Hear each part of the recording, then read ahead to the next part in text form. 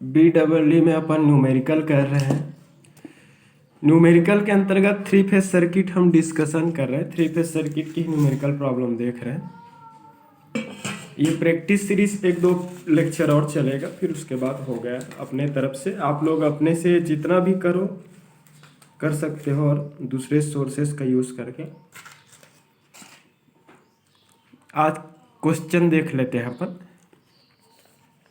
Question है, लिख रहा हूँ मैं, a balanced star connected load, balanced star connected load, balanced star connected load of 8 plus j6 ohm, 8 plus j6 ohm per phase is connected to a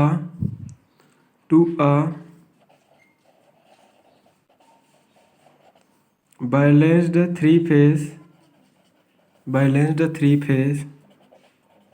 400 volt, balanced 3 phase 400 volt supply,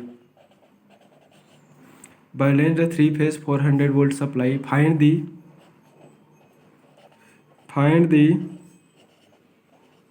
line current, power factor, and power. ठीक है, इतना बोला है। Question वाला ये बोल रहा है कि एक 3 phase balanced star connected load है, जिसकी हर लोड की हर एक फेज पर फेज बोल रहे हैं, स्टार कनेक्शन में 3 फेज रहेगा, जिसके हर एक फेज में इम्पीडेंस की वैल्यू कितना दिया है, 8 plus j6 ओम दिया है। वो एक 3 फेज सप्लाई के साथ कनेक्टेड है, जिसकी सप्लाई वोल्टेज कितना है, 400 वोल्ट। याद ये रखना कि जब भी किसी स्टार या फिर डेल्टा कनेक्टेड नेटवर्क में अगर आपको 3 फेज सप्लाई वोल्टेज अगर दिया है, तो ऑलवेज सप्लाई जो वोल्टेज रहेगा, वो सप्लाई जो वोल्टेज है वो लाइन वोल्टेज ही रहेंगे। क्योंकि किसी भी 3 फेज लोड, या है वो डेल्टा हो चाहे वो स्टार हो, ऑलवेज हम सप्लाई जो देंगे वो 2 लाइन के बीच ही देंगे। तो क्वेश्चन वाला मेंशन करे या ना करे, अगर 3 फेज सप्लाई जो दिया है किसी 3 फेज लोड में, स्टार या फिर डेल्टा कनेक्टेड लोड में, तो हमेशा ये याद रखना कि वो क्या है, लाइन वोल्टेज ही रहेगा। ठीक है, सो सॉल्यूशन हम देखते हैं। क्लियर हुआ? तो ये 400 वोल्ट है, वो लाइन वोल्टेज ही कहलाएगा, क्योंकि उस 3 फेज स्टार कनेक्टेड लोड के 2 लाइन के बीच दिया जा रहा है। तो गिवन पैरामीटर्स में क्या है, लाइन इम्पीडेंस। तो लाइन इम्पीडेंस जो होगा ZPS, लाइन इम्पीडेंस बोलता हूँ, फेस इम्पीडेंस है, लाइन इम्पीडेंस नहीं होता। फेस इम्पीडेंस ZPH से शो करते हैं। इसकी वैल्यू क्या दिया है, 8 plus j6 ओम दिया है, इतना ओम दिया है। ठीक है, तो ये कॉम्प्लेक्स एक्सप्रेशन दिया है, जहाँ पर ये 8 है रियल पार्ट को शो करता है, और j वाला टर्म है वो इमेजनरी को शो करता है। जब भी इस टाइप का एक्सप्रेशन दिखेगा ना, मतलब समझ जाना कि वो एक इंडक्टर, कॉइल और एक रजिस्टर है। वहाँ पर प्लस j है, मतलब वहाँ पर इंडक्टर है या फिर कॉइल है बोल सकते हो, या फिर वो क्या बोल सकते हो, एक रजिस्टर एक इंडक्टर का सीरीज कॉम्बिनेशन, ऐसा भी बोल सकते हो। ठीक है, तो ये इतना है ZPH। अगर हम उसकी इम्पीडेंस की मैग्नीट्यूड को अगर कंसिडर करें, तो 8, जब भी हम कॉम्प्लेक्स एक्सप्रेशन का मैग्नीट्यूड निकालते हैं तो क्या होता है, रियल का वर्ग प्लस क्या होता है, इमेजनरी का वर्ग। क्लियर हुआ? तो रियल का वर्ग मतलब 8 का वर्ग, इमेजनरी का वर्ग मतलब 6 स्क्वायर। तो 8 स्क्वायर इक्वल टू क्या होता है, 64 होता है। 6 स्क्वायर इक्वल टू क्या होता है, 36। इसको सॉल्व करेंगे तो क्या हो जाएगा, √100। अगेन इसको सॉल्व करेंगे तो 10 क्या मिलेगा, यहाँ पर ओम मिलेंगे, ZPH। ठीक है, तो हर एक फेज जो है, 3 फेज जो लोड है, उस थ्री फेस लोड के हर एक फेस का इम्पीडेंस हमें यहाँ से मिल गया। क्लियर हुआ? तो जहाँ पर भी आपको अगर हमें इम्पीडेंस की ज़रूरत पड़ेगा, हम वहाँ पर आसानी से हम क्या कर सकते हैं, कैलकुलेट कर सकते हैं। क्लियर हुआ? ZPH मिल गया, फेस इम्पीडेंस की वैल्यू मिल गया।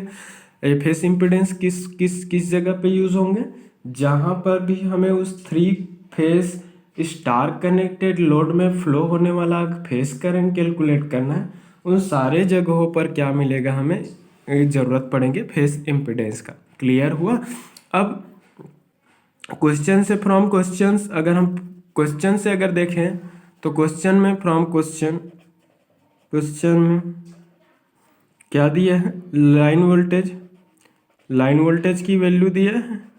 लाइन वोल्टेज VL की वैल्यू कितना दिया है, 400 वोल्ट। तो यहाँ पर आपको स्पेशली मेंशन नहीं किया है कि लाइन वोल्टेज इतना है, बट क्वेश्चन वाला ये बोल दिया है कि उस थ्री फेस स्टार कनेक्टेड जो लोड है उसमें जो सप्लाई वोल्टेज, तो जब भी कोई स्टार कनेक्टेड या फिर डेल्टा कनेक्टेड लोड में कोई सप्लाई वोल्टेज देगा तो ऑलवेज वो क्या होगा, लाइन वोल्टेज होगा।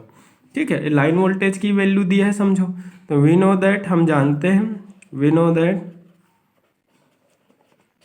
जो लाइन जो वोल्टेज होता है VL, line voltage VL equal to क्या होता है, √3 टाइम्स आप क्या होता है VPH, phase voltage. Line voltage की वैल्यू क्वेश्चन वाला 400 दिया है, √3 टाइम्स ऑफ VPH मतलब phase voltage.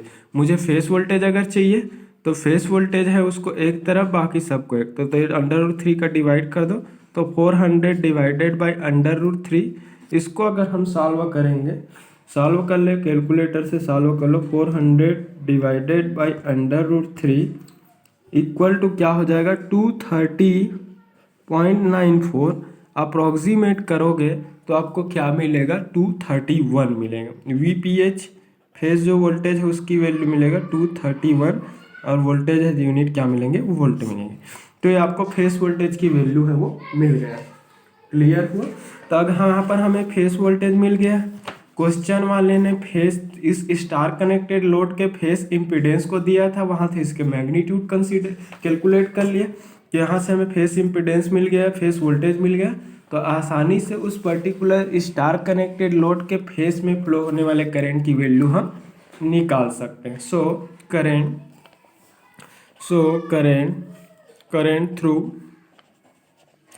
Through phase of load, उस पर्टिकुलर जो स्टार कनेक्टेड लोड है, उस स्टार कनेक्टेड लोड के फेस में फ्लो होने वाला करंट हम निकाल लेंगे। तो IPH phase current, IPH equal to क्या हो जाएगा, VPH मतलब phase voltage divided by ZPH मतलब फेस इम्पीडेंस।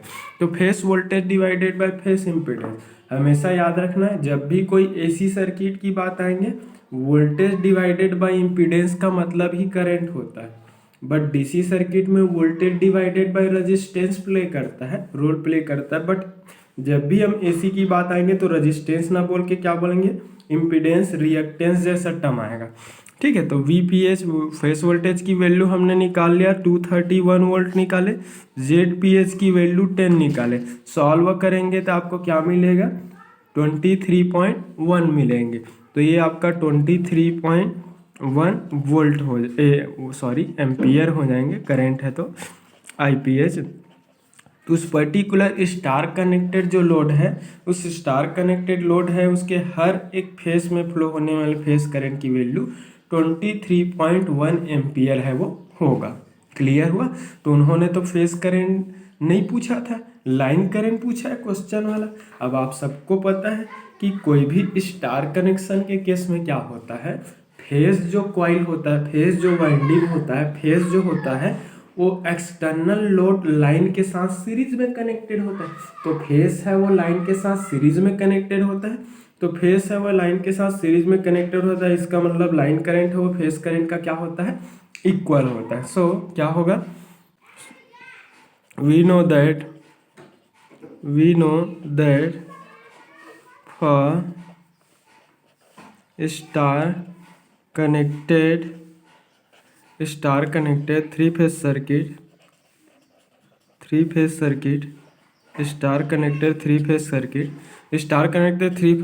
के लिए लाइन जो करंट होता है वो क्या होता है, फेस करंट का क्या होता है इक्वल, तो लाइन करंट इक्वल टू क्या हो जाएगा 23.1 एम्पियर हो जाएगा। क्वेश्चन वाले ने लाइन करंट पूछा था, ठीक है। कैसे, क्यों क्यों दोनों क्या होता है इक्वल होता है, क्योंकि लाइन और फेस दोनों डायरेक्टली सीरीज में कनेक्टेड रहता है, और जब भी कोई सर्किट डायरेक्टली सीरीज फॉर्म में कनेक्टेड हो ऑलवेज करंट की वैल्यू क्या होगा सेम होगा, इक्वल होगा। क्लियर हुआ। तो जो लाइन में करंट का फ्लो हो रहा है सेम वही जो करंट है उस पर्टिकुलर थ्री फेस लोड के फेज में भी फ्लो होंगे। तो क्वेश्चन वाले ने ये पूछा था, हमें ये नहीं पूछा था। बट अगर हमें फेस करंट पता चल जाए तो फेस करंट और लाइन करंट के बीच अगर स्टार कनेक्टेड नेटवर्क का रिलेशन निकाल दें तो आसानी से वहाँ से हम करंट की वैल्यू कैलकुलेट कर सकते। तो ये मिल गया हमें लाइन करंट। अगला क्वेश्चन क्या बोला, अगला चीज है वो पावर फैक्टर की वैल्यू पूछा है। क्वेश्चन वाले किसकी वैल्यू पूछा है, पावर फैक्टर की वैल्यू।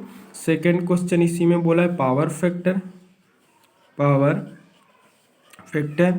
तो पावर फैक्टर को पीएफ से डी शो करते हैं, PF equal to cosine of angle between phase voltage and phase current. Phi है क्या है, फाई है वो फेस एंगल है। फेस एंगल किसके किसके बीच का एंगल है, angle between phase voltage and phase current. उसमें फेस वोल्टेज और फेस करंट के बीच का एंगल है फाई। और कॉस फाई इक्वल टू क्या होगा, कॉस फाई इक्वल टू हम क्या जानते हैं आर बाई जेड जानते हैं, और यहाँ पर इम्पिडेंस क्या होगा जेड पी एच होंगे, मतलब उसके फेस इम्पिडेंस होगा आर बाई जेड होंगे।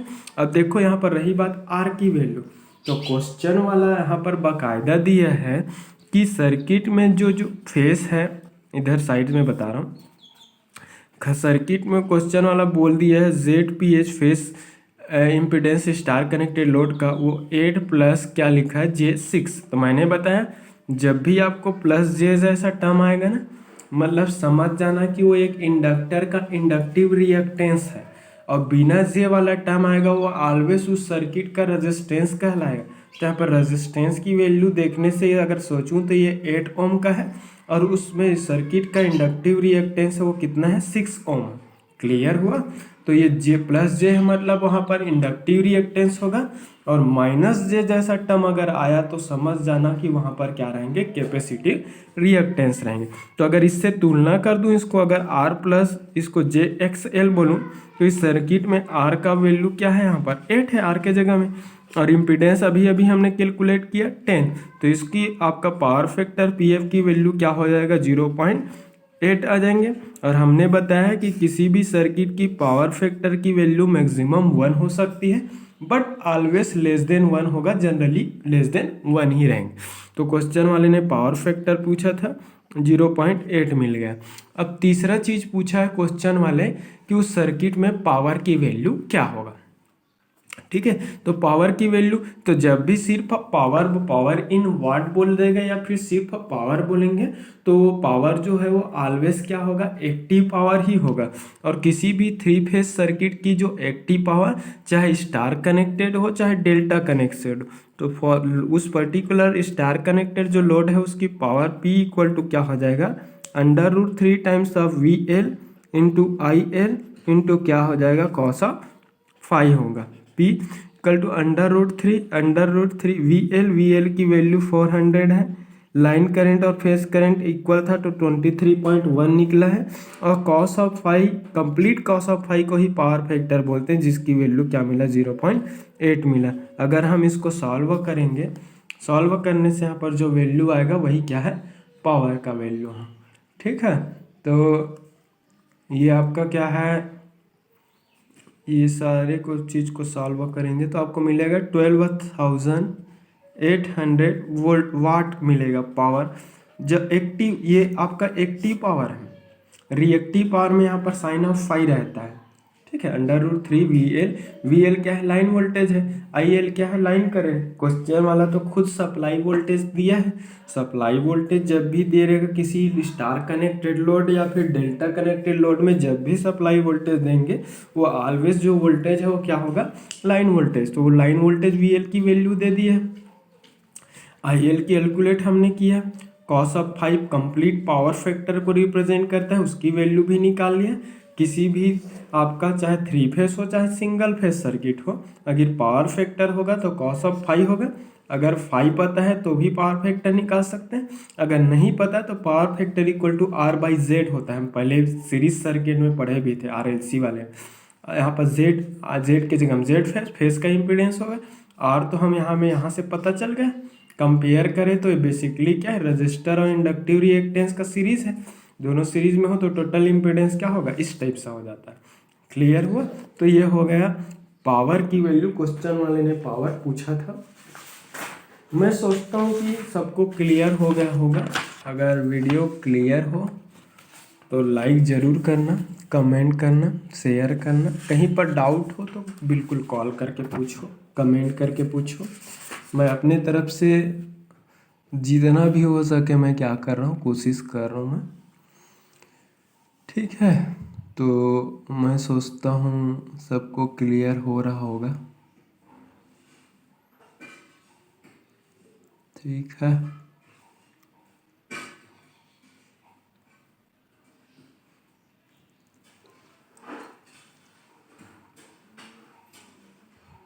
चलो एक और क्वेश्चन है।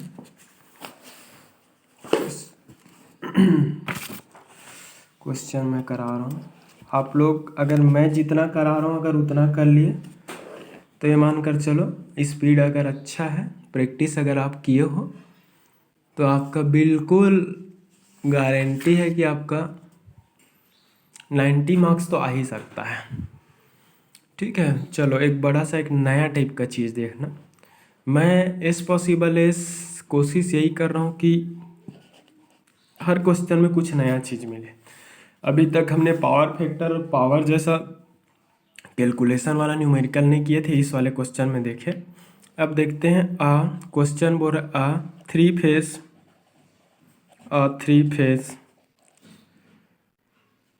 400 वोल्ट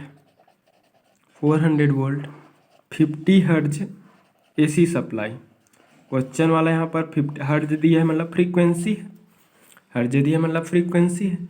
फ्रीक्वेंसी का यहाँ पर कहीं पर यूज़ नहीं होता है, लेकिन अगर कहीं पर यूज़ हो जाए तो फिर 50 हर्ज। अगर नहीं दिया है तो स्टैंडर्ड इंडियन AC सप्लाई की फ्रीक्वेंसी 50 हर्ज होती है, तो आपको 50 हर्ज ही एजम्पशन करना पड़ेगा। ठीक है, तो क्वेश्चन वाला ये बोल रहा है कि 3 फेज एक सप्लाई है जिसकी वोल्टेज वैल्यू कितना है, 400 वोल्ट है, 50 हर्ज की सप्लाई है।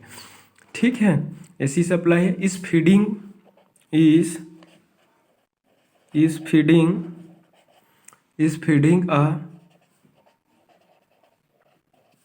a three phase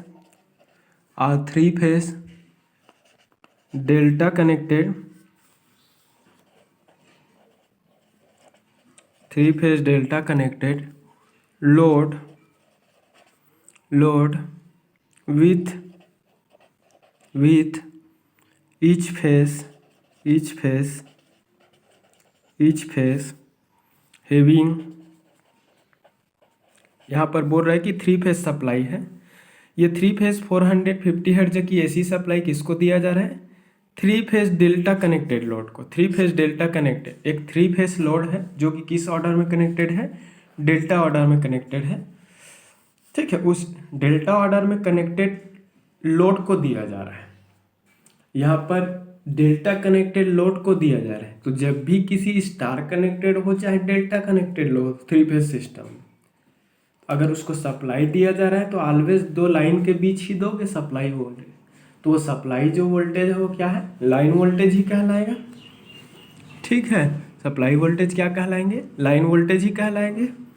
load with each phase having, ठीक है, तो ये कहने का मतलब 400 वोल्ट है वो लाइन वोल्टेज ही है, समझना, कंफ्यूज नहीं होना है। ये लाइन वोल्टेज ही है क्योंकि किसी डेल्टा कनेक्टेड लोड को अगर सप्लाई देना है तो 2 लाइन के बीच ही दोगे तो ये लाइन वोल्टेज ही कहलाएगा। Having a resistance of 25 ohm N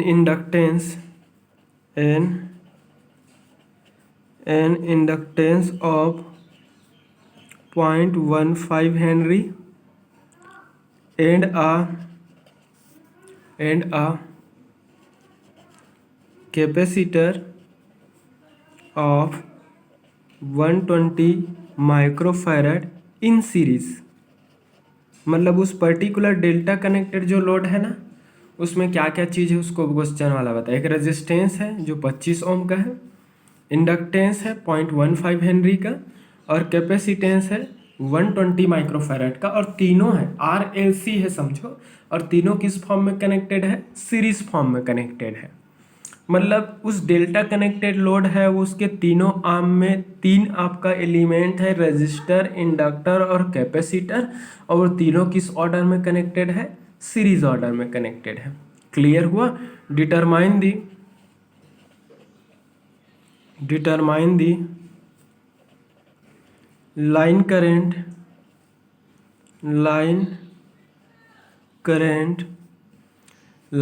निकालना है, ठीक है। लाइन करेंट की वैल्यू निकालो बोल रहा है, ठीक। एक्टिव पावर,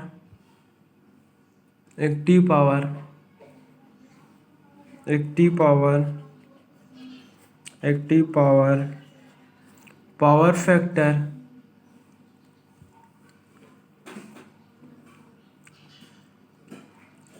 फैक्टर, ठीक है, ये सारा चीज़। तो देखो क्वेश्चन सॉल्यूशन स्टार्ट कर लेते हैं। अगर सर्किट नहीं बनाओगे तो भी चलेगा, आप चाहे तो इस क्वेश्चन को आप फेस एंगल शो करते हुए भी बना सकते हो। अगर आपको फेस के फॉर्म में नहीं शो करना है, नोटेशन अगर नहीं देना है, सिंबॉलिक नोटेशन नहीं देना है, सिंबॉलिक नोटेशन में क्या होता है, आंसर तो वही आएगा, अंतर सिर्फ इतना रहेंगे कि उसमें हर एक करंट और हर एक वोल्टेज की फेस को हम रिप्रेजेंट करेंगे। तो अगर आपको एग्जाम में समझ में नहीं आता कि कौन से कहाँ पर कितना फेस एंगल, कौन लीडिंग कौन सा लेगिंग, ऐसा जैसा टर्म समझ नहीं आता, आप सिंबॉलिक नोटेशन मत यूज़ करना, सिर्फ मैग्नीट्यूड कैलकुलेशन करना, जैसा इस क्वेश्चन में करो। यहाँ पर कहीं पर मैं फेस वेस नहीं शो करूँगा, वोल्टेज का नहीं शो करूँगा, ना करेंट का, ना ही इम्पीडेंस में, ठीक है। तो एंगल जैसा टर्म यहाँ पर यूज़ नहीं करूँगा। अगर आपको सिंबॉलिक नोटेशन समझ में नहीं आता, कोई ज़रूरी नहीं है कि आप वहाँ पर फेस एंगल कैलकुलेट करके शो करो, आप सिर्फ मैग्नीट्यूड सिंपल जैसा सर्किट का न्यूमेरिकल सॉल्व करते हैं वैसे ही करना, ठीक है। तो गिवन पैरामीटर्स में क्या है, इंडक्टेंस है, इंडक्टेंस की वैल्यू, एल की वैल्यू कितना दिया, 0.15 हेनरी दिया है। रेजिस्टेंस की वैल्यू दिया है, रेजिस्टेंस आर की वैल्यू दिया है 25 ओम। कैपेसिटेंस की वैल्यू दिया है, सी की वैल्यू है 120 माइक्रोफैराड, ठीक है। इतना है, इतना दिया है क्वेश्चन वाला। माइक्रो को हटा दिया, 10⁻⁻6 से मल्टीप्लाई। क्वेश्चन वाला इसको ऑलरेडी हेनरी में दिया है, इंडक्टर की इंडक्टेंस का यूनिट हेनरी ही होता है। उस क्वेश्चन वाला इसको ओम में दिया है, ये भी आपका यूनिट स्टैंडर्ड रेजिस्टेंस का ओम ही है। और कैपेसिटेंस का माइक्रो में दिया था, माइक्रो हटा दिया और फैराड में कन्वर्ट कर। सबसे पहले सारे चीज़ को आपको क्या करना है, SI यूनिट में कन्वर्ट करना है। क्वेश्चन वाला ये बोल रहा है कि ये जो लोड है ना वो 3 फेज डेल्टा के फॉर्म में कनेक्टेड है। अगर आपको क्वेश्चन अगर समझना है ना, तो आपको मैं इसका सर्किट मैं बना देता हूँ कैसे बनेगा। क्वेश्चन वाला ये बोल रहा है कि डेल्टा कनेक्टेड लोड है जिसमें रजिस्टर, इंडक्टर और कैपेसिटर तीनों किस फॉर्म में कनेक्टेड है, सीरीज फॉर्म में, ठीक है, ऐसा सीरीज फॉर्म में। फिर यहाँ पर रजिस्टर, फिर इंडक्टर और फिर क्या है, कैपेसिटर। रजिस्टर का यूनिट कितना है, 25 है, ओम में है। इंडक्टर की इंडक्टिव रिएक्टेंस कितना दिया है, 0.15 हेनरी दिया है। और अगर कैपेसिटेंस अगर देखोगे तो 120 × 10⁻⁻6 फैराड दिया, हर एक का वही है।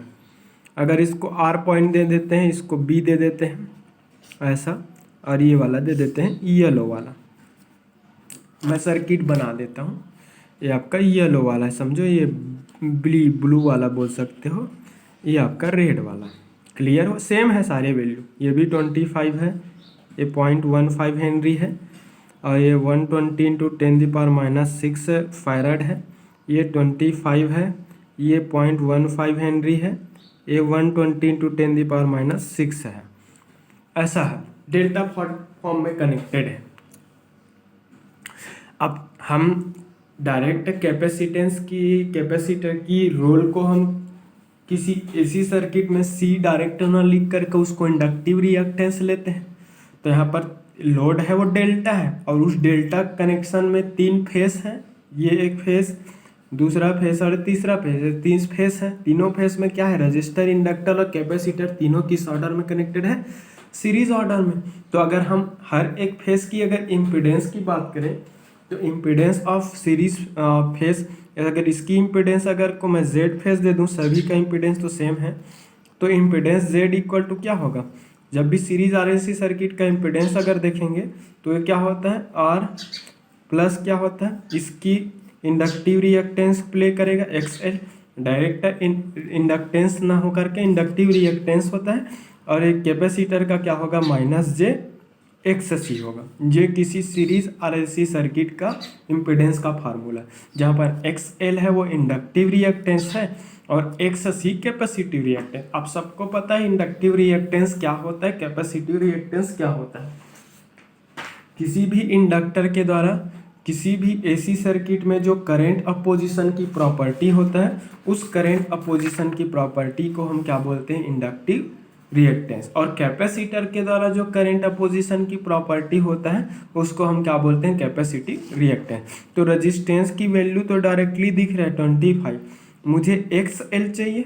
इस एक्स एल की वैल्यू को कैलकुलेट करूंगा, क्योंकि डायरेक्ट एल ना हो करके एक्स एल के रूप में प्ले करेगा इस एसी सर्किट में, और वैसे इस सी का यूज़ करके मैं एक्स सी की वैल्यू निकाल, अगर मुझे एक्स एल और एक्स सी मिल जाता है तो इस 3 फेज डेल्टा कनेक्टेड जो सर्किट है उसके हर एक फेस का इम्पीडेंस मैं कैलकुलेट कर सकता हूँ। So impedance of this delta connected circuit, इसकी जो इम्पीडेंस है, 1 मिनट,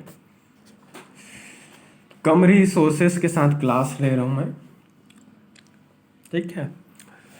आपको मैं जैसा भी पढ़ाऊँ बस यूटिलाइज, वैसे पढ़ने वाले तो एक हिंट काफ़ी है, वो पढ़ लेते हैं कैसे भी। तो उस इम्पीडेंस की वैल्यू कैलकुलेट करने के लिए मुझे एक्स एल चाहिए। एक्स एल को क्या बोलते हैं, उस डेल्टा कनेक्टेड नेटवर्क के फेस में यूज्ड इंडक्टर का inductive reactance. X L equal to क्या होता है, ओमेगा इंटू एल होता है, और ओमेगा का मतलब क्या होता है, 2 pi f into l. Omega is nothing but it is angular frequency. जब भी किसी सिग्नल की फ्रीक्वेंसी को एंगल के फॉर्म में रिप्रेजेंट करे तो एंगुलर फ्रीक्वेंसी, अब 2 पाई तो कांस्टेंट, एफ की वैल्यू दिया है, एल की वैल्यू दिया है, 2 पाई कांस्टेंट है, एफ की वैल्यू क्वेश्चन वाला दे दिया है 50 हर्ट्ज सप्लाई करके लिखा है। अगर नहीं दिया रहेगा तो आपको एग्जाम में ऑलवेज कंसीडर करना, एजम्पशन करना है, suppose frequency F equal to 50 hertz, ऐसा। एल की वैल्यू 0.15 हेनरी दिया है क्वेश्चन वाला। हम इसको कैलकुलेट कर लेते हैं, कैलकुलेटर से सॉल्व कर लो इसकी वैल्यू, तो आपको मिलेगा 47.1 मिलेंगे एक्स एल। इंडक्टिव रिएक्टेंस की वैल्यू 47.1, और रिएक्टेंस का यूनिट क्या होगा, ओम हम। And capacitive reactance X C equal to क्या होता है, 1/ओमेगा सी, और ओमेगा का मतलब क्या होता है, 2 पाई एफ और इंटू सी होगा। अब ये क्या होगा, 2 पाई, एफ की वैल्यू कितना है, 50 दिया है, सी की वैल्यू क्वेश्चन वाला 120 माइक्रो दिया है, माइक्रो हटा के 10⁻⁻6 का मल्टीप्लाई कर दें, ये हो गया। एक्स सी चाहिए क्योंकि डायरेक्टली कैपेसिटर की कैपेसिटेंस नहीं लेते, हम उसकी कैपेसिटिव रिएक्टेंस कंसिडर करते हैं। तो ये हो जाएगा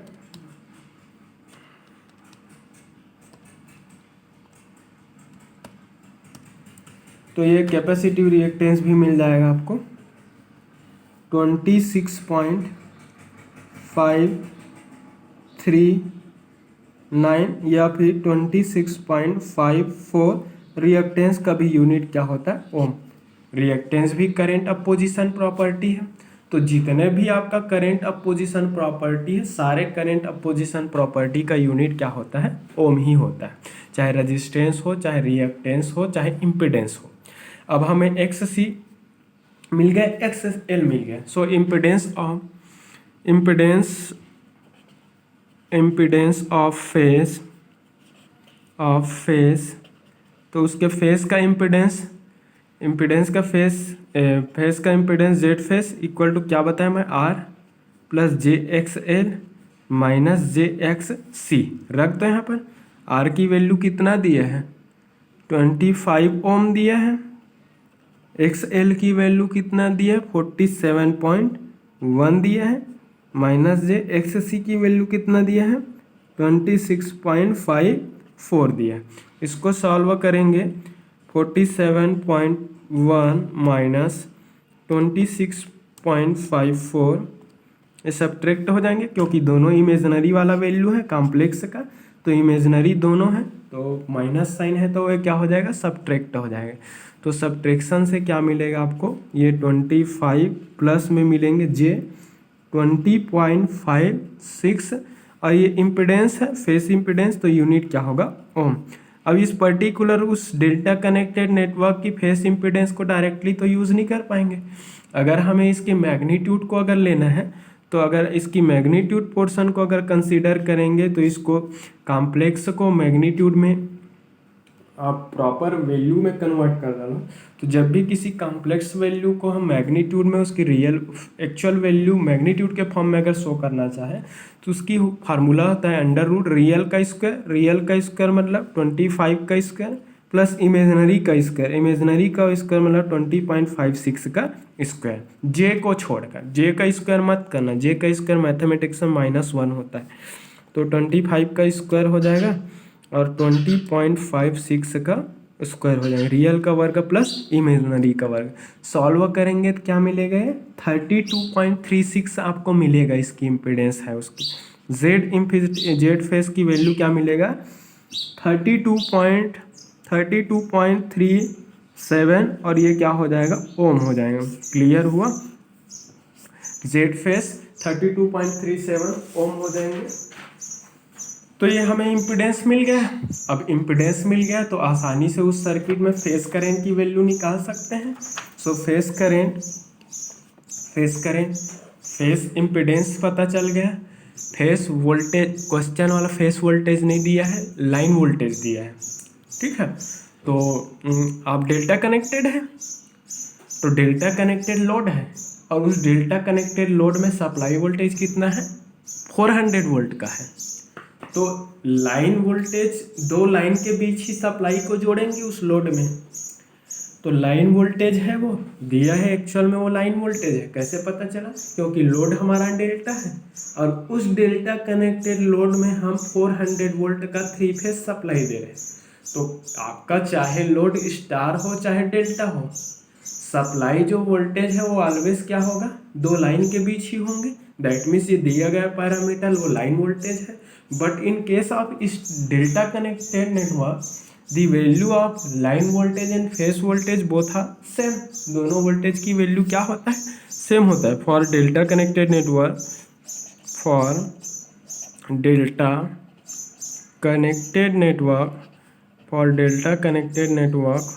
डेल्टा कनेक्टेड नेटवर्क के लिए क्या होगा, लाइन वोल्टेज और फेस वोल्टेज की वैल्यू क्या होगा, सेम होगा। VL इक्वल टू VPH, और दो इसकी वैल्यू कितना दिया है, लाइन वोल्टेज का 400 वोल्ट दिया है। तो इस रिलेशन से डेल्टा कनेक्शन में लाइन वोल्टेज और फेस वोल्टेज की वैल्यू सेम होता है। तो लाइन वोल्टेज दिया है, तो वहाँ से हम फेस वोल्टेज की वैल्यू कैलकुलेट कर लिए, क्योंकि दोनों की वैल्यू क्या होता है, सेम होता है। क्योंकि लाइन और फेस दोनों क्या होता है, पैरेलल कनेक्टेड रहता है, और पैरेलल में वोल्टेज की वैल्यू क्या होती है, सेम। तो यहाँ पर हमें फेस वोल्टेज मिल गया। Current in face of delta connected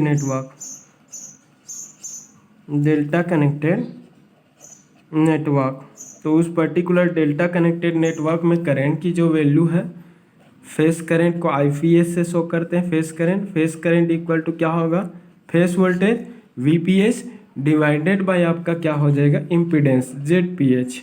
face voltage की वैल्यू 400 है। ZPH की वैल्यू हमने क्या निकाला था अभी अभी, पिछला कैलकुलेशन देख लेते हैं। ये 32.37 मिला है, 32.37 मिला है। तो करंट की वैल्यू हम निकाल सकते हैं 400 डिवाइडेड बाय 32.37, ये आपका क्या है IPH इक्वल टू क्या है आपका 12.36 आपका एम्पियर। करंट की वैल्यू क्या होगा 12.36 एम्पियर होगा, 12.36 एम्पियर होंगे। ये आपका उस पर्टिकुलर डेल्टा कनेक्टेड लोड के हर एक फेस में फ्लो होने वाला फेस करंट है। क्वेश्चन वाले ने फेस करंट तो नहीं पूछा है, लाइन करंट पूछा है। So line current in delta connected network, delta connected load, उस पर्टिकुलर डेल्टा कनेक्टेड लोड में लाइन जो करंट होगा IL जो होगा वो क्या होगा √3 टाइम्स आप क्या होगा IPH फेस करंट। तो √3 और फेस करंट का वैल्यू क्या होगा 12.36 एम्पियर होगा। क्लियर हुआ? तो ये √3 होगा और इनटू 12 पॉइंट क्या होंगे 36 होंगे और इक्वल टू क्या होगा ये हो जाएगा आपका 12.41 एम्पियर। ये लाइन करंट और फेस करंट का रिलेशन लगाए हुए यहाँ पर, क्योंकि डेल्टा कनेक्टेड नेटवर्क में लाइन जो करंट होता है वो फेस करंट का √3 टाइम्स होता है। इसी कारण तो मैं थ्योरी पहले लिया था, क्योंकि थ्योरी का जो बेसिक कंसेप्ट है वो ये न्यूमेरिकल में ही काम आता है। क्लियर हुआ? तो ये हमें क्वेश्चन वाले ने लाइन करंट पूछा है, उसकी वैल्यू हमें मिल गया यहाँ पर। अब क्वेश्चन वाला क्या अब लाइन करंट मिल गया, पावर फैक्टर पूछा है, पावर पूछा है। लाइन करंट मिल गया, पावर फैक्टर, तो पावर फैक्टर को हम PF से शो करते हैं। PF इक्वल टू क्या होता है cos ऑफ फाई होता है, और PF equal to cos of phi equal to R divided by क्या होगा ZPH, यही होगा। तो R उस एक्सप्रेशन में क्वेश्चन वाले ने रेजिस्टेंस की वैल्यू तो दे दिया है 25, Z की वैल्यू हमें क्या निकाले हैं 32.37 निकाले हैं, 32.37 निकाले हैं। तो पावर फैक्टर मिल गया। पावर फैक्टर की वैल्यू ऑलवेज क्या होता है <<1 होता है। तो कैलकुलेटर से 25 डिवाइडेड बाय 32.37 कैलकुलेटर अलाउ रहता है, ठीक है। तो पावर फैक्टर इक्वल टू क्या मिलेगा 0.772। मैंने बताया था किसी भी इस सर्किट का पावर फैक्टर का वैल्यू ऑलवेज क्या होगा <<1 ही होंगे, ठीक है। तो पावर फैक्टर मिल गए। अब क्वेश्चन वाले ने बोला है कि दिए गए सर्किट में पावर की वैल्यू निकालो। तो पावर की वैल्यू निकालना, जब भी आपको स्पेशली मेंशन नहीं किया रहेगा कि कौन सा पावर निकालना है, तो ऑलवेज आप एक्टिव पावर ही कैलकुलेट करेंगे, या फिर पावर इन वाट बोल देगा तो भी एक्टिव पावर ही कैलकुलेट करें। So total power in circuit, और तो ये मतलब इस 3 फेस लोड में total power P active power ही करेंगे। पावर इन वाट मतलब active power, power in kilo volt ampere बोलेगा मतलब वो रिएक्टिव पावर है। क्लियर हुआ? तो ये P √3 इंटू क्या होता है VL इंटू IL इंटू क्या होता है cos ऑफ फाई। ये cos ऑफ फाई को, कंप्लीट cos ऑफ फाई को हम पावर फैक्टर बोलते हैं, और सिर्फ यहाँ पर फाई है वो फेस एंगल है, और वो जो फेस एंगल है वो फेस वोल्टेज और फेस के करंट के बीच का एंगल। अब ये P इक्वल टू √3 टाइम्स √3 हो गया। लाइन वोल्टेज की वैल्यू क्वेश्चन वाला 400 वोल्ट दिया है, हमने लाइन करंट निकाला है 21.41 और पावर फैक्टर भी निकाला है 0.772 निकाले। अगर इसको आप कैलकुलेटर से सॉल्व करोगे तो कैलकुलेटर से सॉल्व कर डालो, इनटू क्या होगा 400 इनटू क्या होंगे √3 होगा। इसको सॉल्व करोगे तो आपको मिलेगा 11,456। P इक्वल टू 11,456 और पावर है एक्टिव पावर का यूनिट क्या होता है वाट, ठीक है। तो कोई भी सर्किट के रजिस्टर पर जितने अमाउंट में पावर डेवलप होता है, पावर डिसिपेटेड होता है, उसी पावर को एक्टिव पावर बोल, तो एक्टिव पावर हो गया। इसी को अगर क्वेश्चन वाला अगर रिएक्टिव पावर पूछ दिया तो रिएक्टिव पावर को Q से रिप्रेजेंट करते हैं, और Q इक्वल टू √3 होता है VL/IL इंटू क्या होता है साइन ऑफ फाई होता है। यहाँ पर फाई फेस एंगल है, साइन ऑफ फाई अगर निकालना है तो यहाँ पर मान लिया कॉस ऑफ फाई मतलब पावर फैक्टर था, इसकी वैल्यू कितना निकला 0.77, क्या निकला है ये 2 निकला है, इतना निकला। तो अगर यहाँ से फाई निकालना है तो फाई इक्वल टू क्या होगा ये, phi equal to cos inverse 0.772, अच्छा 2। तो यहाँ से ये पावर फैक्टर वाले फार्मूले से फाई निकल गया, कॉस इनवर्स 0.772, ये फाई का वैल्यू यहाँ पर रख दो। अब वी एल पता है, आई एल पता है, √3 कांस्टेंट है, तो रिएक्टिव पावर निकाल सकते हैं। तो रिएक्टिव पावर बोलेगा तो √3 times of V L I L into sine, both case. यहाँ पर पावर में कोई चेंजेस नहीं है, पावर चाहे स्टार कनेक्टेड लोड हो चाहे डेल्टा कनेक्टेड फॉर्म हो, पावर का एक्सप्रेशन सेम होता है। इसका यूनिट किलो वोल्ट मतलब वोल्ट एम्पियर होगा, इसकी यूनिट वाट होंगे। क्लियर हुआ? तो एक्टिव पावर मतलब कोसाइन फंक्शन का मल्टीप्लाई होगा उसमें, और इसमें रिएक्टिव एलिमेंट पर जो पावर डेवलप होता है वो रिएक्टिव पावर है। एक्टिव पावर मतलब रेजिस्टेंस पर जो पावर। तो आई थिंक ये इतना तो क्लियर हो गया होगा, इतने सारे प्रैक्टिस। अगर मेरे सारे प्रैक्टिस वीडियो अगर देख रहे हो तो वही चीज़ कॉन्सेप्ट है। आपको 3-4 फार्मूला, एक पावर का फार्मूला, एक लाइन वोल्टेज और फेस वोल्टेज का रिलेशन, और दूसरा लाइन करंट और फेस करंट का रिलेशन, ये 3 फार्मूला ही आपको याद रखना है। बाकी बेसिक जो formula current equal to voltage divided by impedance resistance, ये तो कॉमन है। पावर फैक्टर का R/Z ये कॉमन है। क्लियर हुआ? तो मेरे तरफ से मैं सोचता हूँ कि आपको क्लियर हुआ ही होगा। अगर वीडियो क्लियर हुआ है तो लाइक, शेयर और कमेंट जरूर करें। 1-2 और वीडियो लूँगा, फिर हो जाएगा मेरे तरफ से। Thank you.